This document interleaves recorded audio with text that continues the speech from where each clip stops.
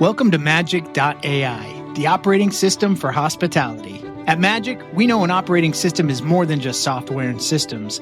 It's about people, because hospitality is nothing without them. So supporting the hospitality community is our number one goal. I think there needs to be more of a support system.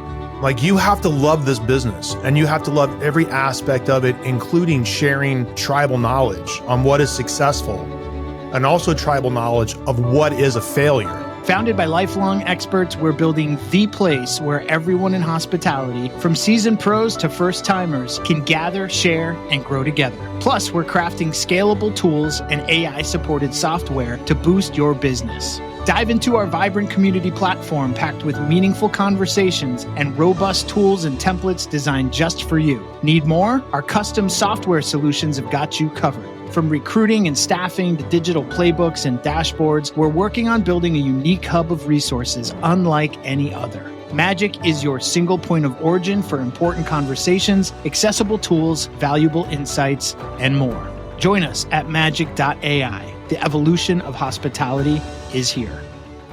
I kept creating positions for people that I wanted to be around more, as opposed to figuring out what positions I needed to give myself the freedom to do what I loved.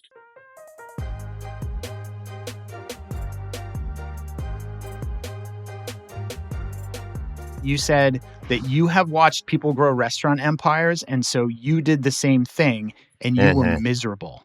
And I want to hear, like, what does that mean? Because I think most people will look at, growing an empire as kind of the ultimate echelon of your career, and not so for Jonathan Sawyer. Yeah, truly. As you repeat my words back to me, I find myself having goosebumps, because I think that there's a level of honesty and vulnerability in that statement that maybe you don't necessarily see all the time. And it's something I think I pride myself in this aged, sort of evolved place I hope to continue to be in. And as we go back and we think about, right, we're culinarians from a very specific generation, right? The first one to be impacted by TV, the first one to be impacted by social media, the first one to really have heroes and then get to work with their heroes. And the blueprint wasn't there, and it's still not there. And at the end of the day, we're all human beings, so the blueprint's going to be different for all of us. But speaking from my very sort of single vantage point, I had mentors and heroes that grew and are continuing to grow empires. And whether it's through licensing deals or ownership or television or books, that's how they grew their empires. So I just monkey see, monkey do, did what my heroes and mentor did. And I went from 1 to 2 and 2 to 3 and 3 to 5 stadium deals. And as it sort of, I'm fast forwarding this timeline, which exists, in my past, but I kept, as I was growing, I kept sort of creating positions for people that I liked. And I kept creating positions for people that I wanted to be around more, as opposed to figuring out what positions I needed to give myself the freedom to do what I loved.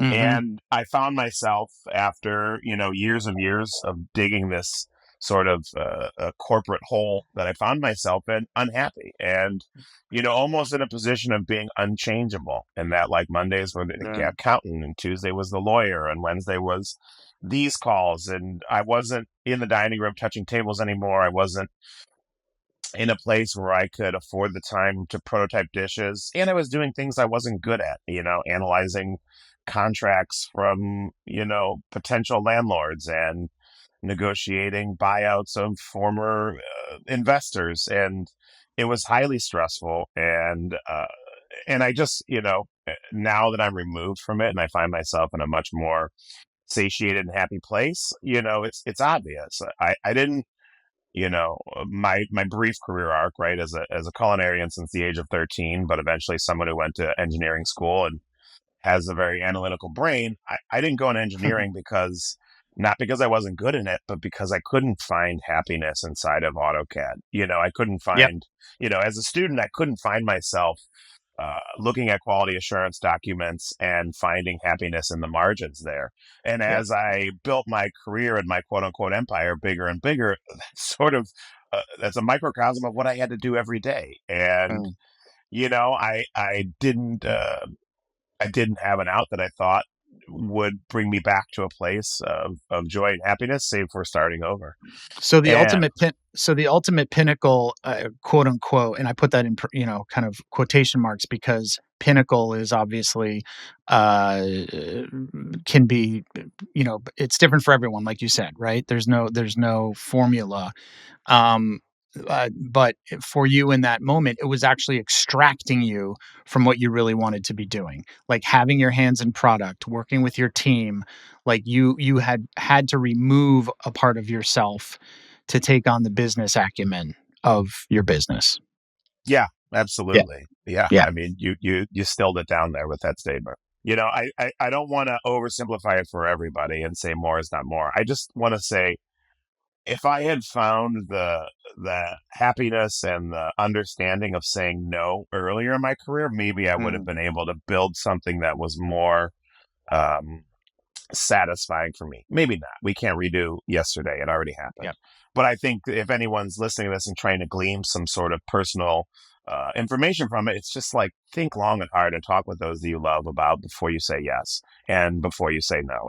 It's everyone around you, whether you have chosen family or biological family, they're affected by it. And I think their opinions and friends as well, those opinions all matter to you because they are outside of your sphere and they have a different perspective of what you're doing inside of your sphere and you're in it. So I want to pull on that though a little bit Yeah. because do you think that saying no is a luxury? Because I think a lot of people who are in the industry trying to grow their careers, it's like you have a moment where you kind of have to be a yes person, right? Yeah, that's a tough one, right? Because especially there's still places I find myself in the moment, let's say specifically with TV, where you're like, you have to say yes or they're going to stop asking you. But that's not the truth, right? It's not the I truth. I know that to be true for myself. uh, we're I know that to be oversimplifying it, true. but yeah, I mean, listen, what's the difference between striking while the iron's hot and versus doing just enough that you can do great? Yeah. I mean, Yeah. therein lies the secret to success, right? Yeah. I mean, Yeah. I And can't. don't let great get in the way of good, Oh, right?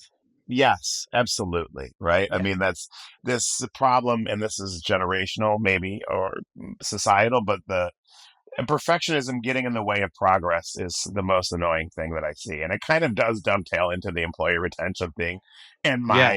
my management style as a veteran now as opposed to a young gun.